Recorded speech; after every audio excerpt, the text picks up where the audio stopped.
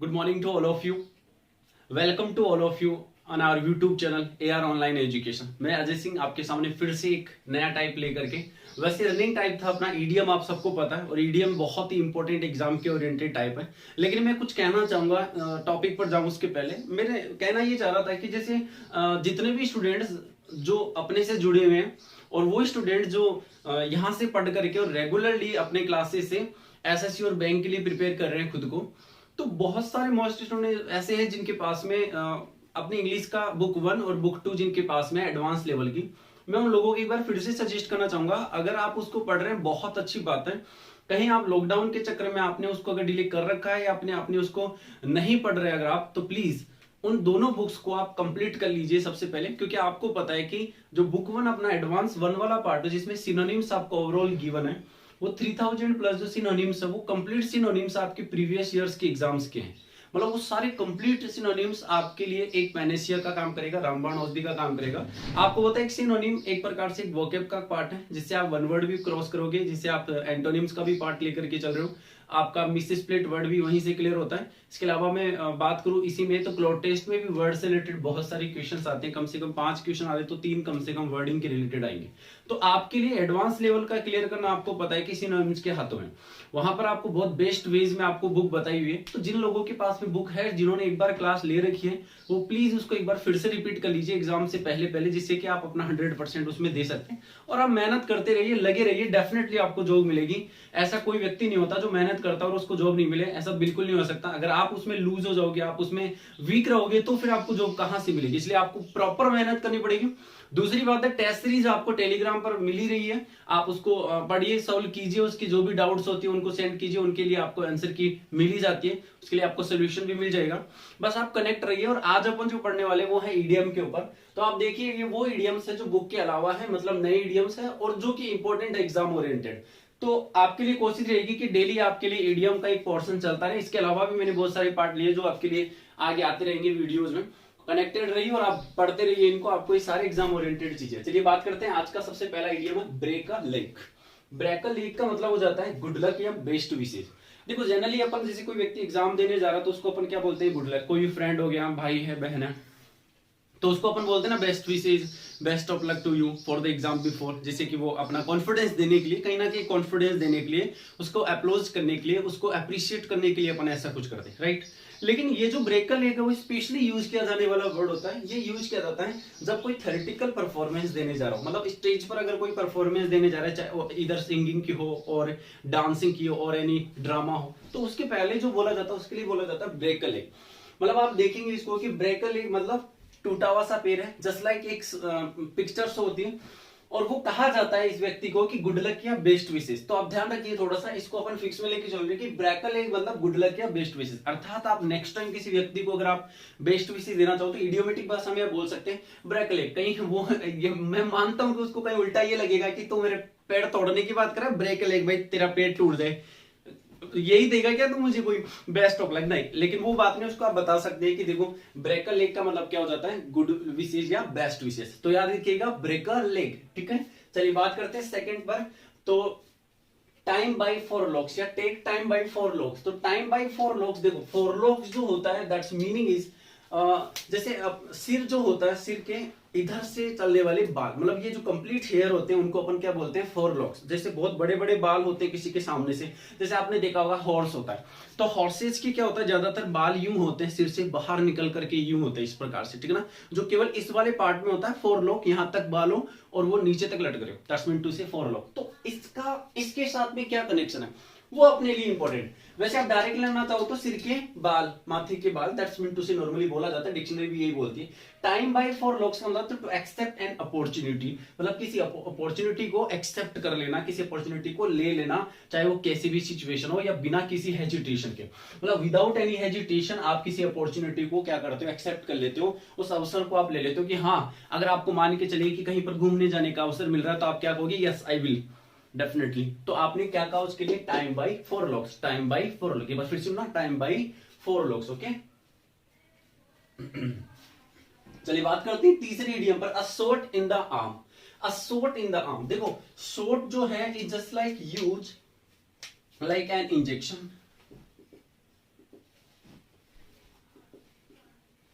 Just like an injection, ठीक है ना। इंजेक्शन समझ गया हम, इंजेक्शन नीडल जो लगाई जाती है। और आम का मतलब आप समझते हो भुजा, तो भुजा में इंजेक्शन लगा दिया। What do you mean bye भुजा में इंजेक्शन लगाना? अरे भाई शॉर्ट कर देना, आम में भुजाओं में इंजेक्शन लगा देना, मतलब क्या प्राप्त कर लेना? इंस्टेंट एनर्जी प्राप्त करना।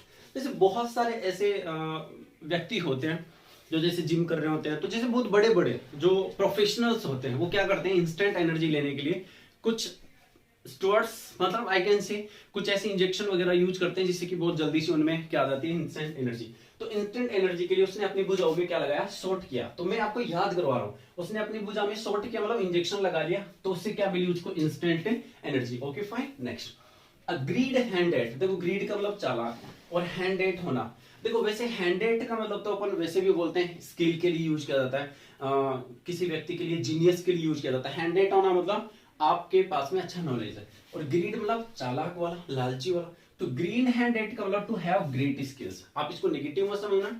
तो greed handed, I will repeat, greed handed, that's mean to say to have great skills. I mean to say अगर कोई व्यक्ति ग्रीड हैंड है, मतलब अपने कार्य में, अपनी पढ़ाई में, कोई स्टूडेंट, कोई व्यक्ति अपने जॉब में लेकर के, अपने ऑफिस में लेकर, अपनी कंपनी में, अपने घर में अगर वो क्या है, ग्रीड है, दैट्स मीन टू से किसी कार्य को करने के प्रति लालची है, किसी चीज को पाने के प्रति लालची है, कोई पैसा कमाने का लालची है। क्यों? क्योंकि to greed handed, that's mean to say have great skills, उसके पास में क्या, ग्रेट स्किल्स। तो ध्यान रखिएगा थोड़ा सा, इसको भी आप रिपीट करेंगे। To beat the rap, to beat the rap. देखो what do you mean by rap here? Rap का मतलब होता है legal charge. I can say rap, that's mean to say legal charge against someone. इस language पर focus करना आप थोड़ा सा। लीगल चार्ज अगेंस्ट समवन मतलब किसी व्यक्ति के खिलाफ क्या लगा देना, चार्ज लगा देना, that's mean to say. But to beat the rap, अरे भाई बीट मतलब हरा देना, आई मीन टू से जीत लेना। आपने उस रैप को, आपने उस चार्ज को क्या कर दिया, हरा दिया। इट मींस टू से जो आपके ऊपर चार्ज लगाए गए थे वो सारे क्या हो गए, बीट, खत्म कर दिए, और आपने केस जीत लिया। Means to say to be acquitted of. एक कमाल की बात बताता हूं मैं आपको, एक्विट का मतलब होता है दोष मुक्त होना, इसके साथ में क्या लगाया जाता है, ऐसे एक्यूज का मतलब भी क्या होता है, दोष। एक्यूज का मतलब दोषी होता है, लेकिन एक्विटेड का मतलब होता है दोष मुक्त, फ्री होना, लिबरेट हो जाना, जस्ट लाइक दैट। तो एक्विटेड का मतलब होता है मुक्त हो जाना, तो क्राइम से मुक्त हो जाना, सजा से मुक्त होना। आई कैन से सजा से मुक्त, पनिशमेंट से मुक्त हो जाना। ओके फाइन, तो हो जाएगा। रैप मतलब चार्ज से, और बीट मतलब जीत लेना, केस को जीत लेना, चार्ज सारे खत्म हो जाना। ओके फाइन, तो यहां तक 5 हो चुके हैं। 6 नंबर, नो गेंसिंग। देखो नो नाउन मतलब हो जाता है नहीं, गेन का मतलब लाभ, सेइंग मतलब कहना, I mean to say to declare to be false, इसका मतलब फॉल्स डिक्लेयर करना, झूठ में बोल देना। तो जैसे बिजनेसमैन है और अपने कंपटीटर को ये हमेशा वो कहता रहेगा कि हमारे तो इस साल कोई बिजनेस में लाभ नहीं हुआ। आपने देखा होगा जनरली बहुत सारे ऐसे लोग होते हैं जो यही कहते रहते हैं, बहुत सारा कमा लिया होता है फिर भी होता है। जैसे होता है ना हाइपोकॉन्ड्रिया कोई व्यक्ति के, जैसे हमेशा वो बीमार रहता है, बोलेगा ना क्या, मैं तो बीमार हूं, आज मेरे सिर में दर्द हो रहा है, मेरे पेट में दर्द हो रहा है, आज मेरे पेट, जस्ट लाइक दैट। तो वही टाइप के व्यक्ति होते हैं जो नो गेंसिंग, हमेशा क्या कहेंगे, कोई लाभ नहीं हुआ, नो गेंसिंग, कोई लाभ नहीं हुआ। इस बात को कहना मतलब सामने वाले को क्या फील होता है, झूठ बोल रहा है, हमेशा ही बोलता है। स्लिप ऑफ द हुक, देखो ध्यान दीजिएगा, slip of the hook, slip of का मतलब होता है अलग जाना, फिसल जाना, अलग हो जाना, गिर जाना, गिर करके कहीं अलग हो जाना। Okay fine, of the hook. अब मैं हुक को अगर मैं बोलूं तो मैं जनरली ये बोल सकता हूं किसी चीज को पकड़ने का एक स्टैंड हो गया। दैट्स मीन टू से आपने किसी चीज को पकड़ा हुआ है और सडनली क्या हो गया, आप स्लिप ऑफ हो गए। याद रखना, हुक से आप, हुक मतलब किसी चीज को अटैच करने के लिए, जोड़े रखने के लिए, लेकिन आप उससे क्या हो गए, हुक से स्लिप ऑफ हो गए, मतलब आप क्या हो गए, डाई हो गए। वापस से देखना, स्लिप ऑफ हो गए मतलब आप क्या हो गए, डाई। चलिए बात करते हैं 8th नंबर पर। To get one's walking papers, to get one's walking papers, papers का मतलब कागज, कागजात, और वॉकिंग का मतलब चले जाने का, गेट मतलब प्राप्त कर लेना, और वंस का मतलब खुद का। अब यहां से लैंग्वेज समझो, to be mad, to be mad मतलब किसी को मजबूर करना, किसी को टू बी मैड मजबूर करना, कैसे, टू लीव छोड़ने के लिए, क्या, जॉब और रिलेशनशिप। इसका मतलब ये हुआ कि किसी व्यक्ति को मजबूर कर देना कि आपको जॉब छोड़नी पड़ेगी, आपको रिलेशनशिप खत्म करना पड़ेगा। तो कुछ इस प्रकार से किसी व्यक्ति से इसको जब बोला जाता है तो अपन पर्टिकुलरली इस चीज का यूज करते हैं। चलिए 9 नंबर पर बात करते हैं अपन। गिवन है in the blues, look at कीजिए, in the blues. In the blues का जो मतलब होता है वो जाता है डिप्रेस, मतलब कैसे समझ में आया, इन द ब्लूज। आई कैन से ब्लू का जो मतलब होता है वो होता है सैड। ब्लू जो यूज किया जाता है in the sense of sad या in the sense of depressed condition, tension की कंडीशन या परेशानी की कंडीशन पे अपन यूज करते हैं इन द ब्लू। मतलब जैसे मान के चलिए मैं ऐसे बोलूं टू लुक ब्लू, लुक मतलब होता है दिखाई देना, ब्लू मतलब नीला नीला। जैसे मान के चलो जनरली बोलो ना, जैसे कोई व्यक्ति मतलब नीला नीला दिखाई दे रहा है, हालांकि ऐसा होता नहीं लेकिन बोला जाता है इडियोमेटिक भाषा में टू लुक ब्लू, मतलब कोई नीला नीला दिखाई दे रहा है तो आप उसको क्या बोल सकते हो, परेशान सा है, दुखी सा और बहुत ज्यादा परेशान। टू लुक ब्लैंक, अगर कोई व्यक्ति ब्लैंक ब्लैंक है, खाली खाली सा, मतलब वो बिजी है, वो कुछ ना कुछ कर रहा है, उसका उल्टा नहीं कि वो कुछ नहीं कर रहा, वो बिजी है, वो कुछ ना कुछ सोच रहा है, दैट्स मीन टू से। Okay fine. तो डिप्रेस एंड टेंस्ड होना फाइन हो जाएगा इन द ब्लू, ब्लू का मतलब होता है सैड ही होना, दैट्स मीन टू से। आगे बात करते हैं 10 नंबर पे, pull your weight. Pull your weight का मतलब होता है to do a fair share of work. Fair मतलब अच्छा, शेयर ऑफ वर्क मतलब एक अच्छा पार्ट करना, लेकिन वर्क करना, दैट्स मीन टू से मतलब किसी काम का एक भाग होना। देखिए आप शेयर ऑफ वर्क मतलब किसी काम का एक भाग होना, तो आई कैन से पुल योर वेट। तो यहां से कंडीशन बनी कि पुल मतलब उठाना, खींचना, और वेट का मतलब वजन। मतलब जैसे मान के चलिए मैं एक छोटा सा काम दे दूं कि अगर कोई व्यक्ति किसी कंपनी में काम कर रहा है और उसको बॉस ने उसको काम दे दिया कि ये आपका प्रोजेक्ट है, शाम 5 बजे से पहले पहले आपको खत्म करना, तो वो उसका काम हो गया, उसका शेयर पार्ट हो गया, उसको ही करना पड़ेगा। या जैसे जिम में मान के चलो कि आप एक्सरसाइज कर रहे हैं और आपको वेट उठाना है, वेट गेन करना, तर्सविन टू से आपका काम है वो आप ही करोगे। तो आप यहां से कह सकते हैं पुल योर वेट मतलब आप अपना वजन उठाओ, अपना काम करो, अपना पार्ट ऑफ शेयर, शेयर अपने काम का भाग पूरा करिए। ठीक है fine. 11 upset the apple cart. देखो upset the apple cart, apple cart का मतलब होता है जैसे एप्पल मतलब सेब हो गई, कार्ट का मतलब गाड़ी हो गई, तो सेब की गाड़ी, what do you mean bye upset the सेब। लेकिन इसका मतलब होता है स्पॉइल अ प्लान, मतलब किसी प्लान को क्या कर देना, बर्बाद कर देना, खत्म कर देना।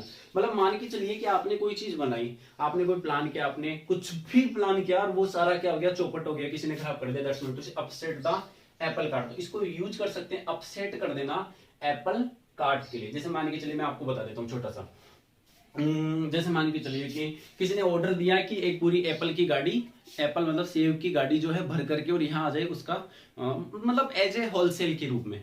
लेकिन हुआ क्या, नहीं आ सकी, किसी ने रोक दिया, बीच में ही इंट्रूडर्स ने रोक दिया, अतिक्रमण लगा दिया गया उसके ऊपर, या टैक्सेस ज्यादा बढ़ा दिया, इस कारण से तो स्पॉइल कर दिया पूरे प्लान को जो आपने बनाया था। दैट्स मीन टू से अपसेट द एप्पल कार्ट। तो एप्पल कार्ट पर अपसेट होना मतलब क्यों आता, वो सेब की गाड़ी पर अपसेट क्यों आता, क्योंकि वो गाड़ी नहीं आ पाई, वो प्लान फेल हो गया। लोडेड फॉर बियर करना, देखो मेरी बात गौर से सुनना, इसको याद करने का तरीका बताऊंगा। Loaded for bear, fully prepare for any challenge, मतलब किसी भी चुनौती के लिए पूर्णतया क्या हो जाना, प्रिपेयर हो जाना, तैयार हो जाना कि आप कोई भी चुनौती आपके सामने आएगी आप उसको क्या कर सकते हो, फेस कर सकते हो।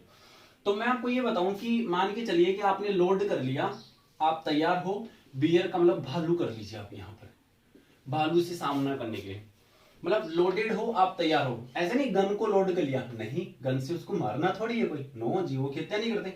तो बियर का मतलब भालू से सामना करने के लिए आप लोडेड हो, खुद को आपने तैयार कर लिया, तो भालू आपके सामने क्या है, एक चैलेंज, याद है। चलिए ठीक है, तो फुल्ली प्रिपेयर हो जाना।